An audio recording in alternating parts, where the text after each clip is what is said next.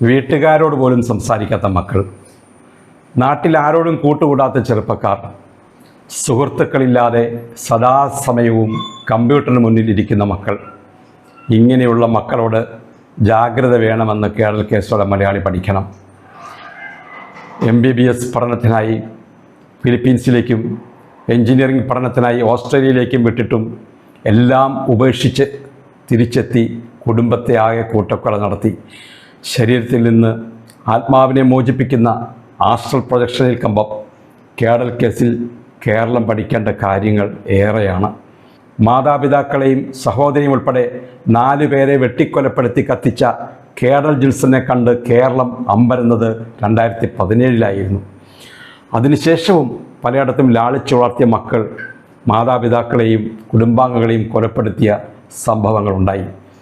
ഏറ്റവും ഒടുവിലത്തേതാണ് വെഞ്ഞാറമൂട്ടിൽ അഫാൻ എന്ന യുവാവ് കുടുംബാംഗങ്ങളെയും കാമുകയും കൂട്ടക്കൊല നടത്തിയത്. ലാളിച്ചു വളർത്തുന്ന മക്കളുടെ മാനസിക നില മാതാപിതാക്കൾ അറിഞ്ഞിരിക്കണം എന്നതിൻ്റെ ഉത്തമ ഉദാഹരണമാണ് കേഡൽ ജിൻസൺ. മുഖ്യമന്ത്രിയുടെ ഔദ്യോഗിക വസതിയായ ക്ലിഫ് സമീപത്തെ 117 നമ്പർ വീട്ടിലായിരുന്നു നാടിനെ നടുക്കിയ കൂട്ടക്കൊലയുണ്ടായത്. വീട്ടുകാരോടും നാട്ടുകാരോടും ഒന്നും ബന്ധമില്ലാതെ സദാസമയവും കമ്പ്യൂട്ടർ മുന്നിലിരിക്കുകയായിരുന്നു കേഡലിൻ്റെ പതിവ്. നന്തൻകോട് പ്രദേശത്തെ കടകളിലും താമസക്കാർക്ക് ഒന്നും തന്നെ ഇങ്ങനെ ഒരാളെക്കുറിച്ച് യാതൊരു വിവരവും ഉണ്ടായിരുന്നില്ല.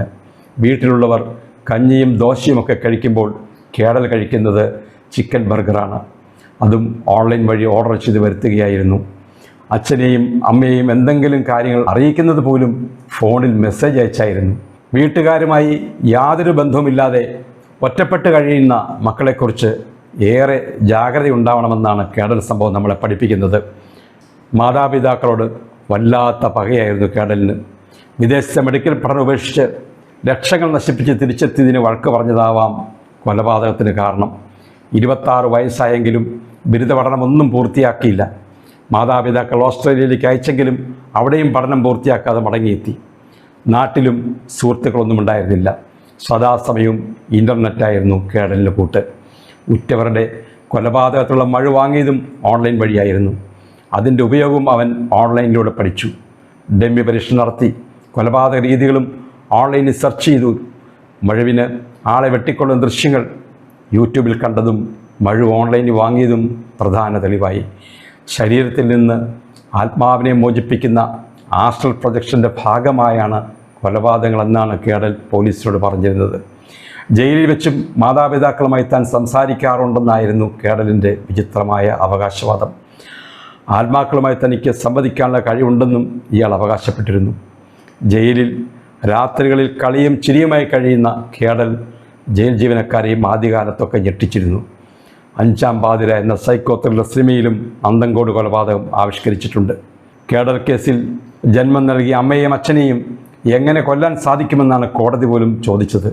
കേഡൽ പുറത്തിറങ്ങിയാൽ വീണ്ടും ഇത്തരം പ്രവൃത്തികൾ ചെയ്യില്ലെന്ന് ആർക്ക് ഉറപ്പുവരാൻ കഴിയുമെന്നും പ്രോസിക്യൂഷനോട് കോടതി ചോദിച്ചു.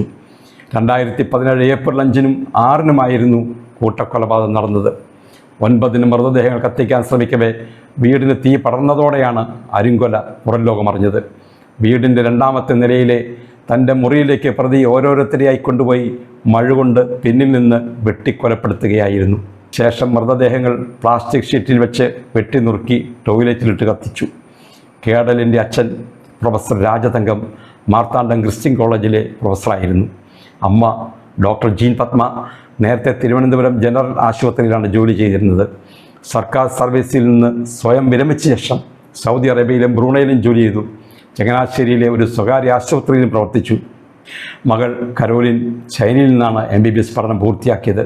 ചൈനയിലെ പഠനം പൂർത്തിയാക്കി നാട്ടിലെത്തി 3 മാസം തികയുന്നതിന് മുമ്പെയാണ് കരോലിൻ കൊല്ലപ്പെട്ടത്. 12-ാം ക്ലാസ് പഠനത്തിന് ശേഷം കേഡലും വിദേശത്താണ് പഠിച്ചിരുന്നത്. വീട്ടിലെ മുകളിലത്തെ നിലയിലെ തൻ്റെ മുറിയിൽ കമ്പ്യൂട്ടറുകൾക്ക് മുന്നിലായിരുന്നു കേഡലിൻ്റെ ജീവിതം. ഇതൊന്നും വീട്ടുകാർക്ക് ഇഷ്ടമായില്ല. പ്രത്യേകിച്ച് അച്ഛനുമായ അഭിപ്രായ വ്യത്യാസങ്ങളും വാക്കേറ്റങ്ങളും ഉണ്ടായി. ഇതേ തുടർന്നുള്ള സംസാരങ്ങളെല്ലാം കൊലപാതകത്തിന് പ്രേരണയായി. അവൻ പയ്യെ ഒരു ചെകുത്താനായി മാറി. ഇനി ജയിലിൽ ഉണ്ടും ഉറങ്ങിയും കഴിയാം.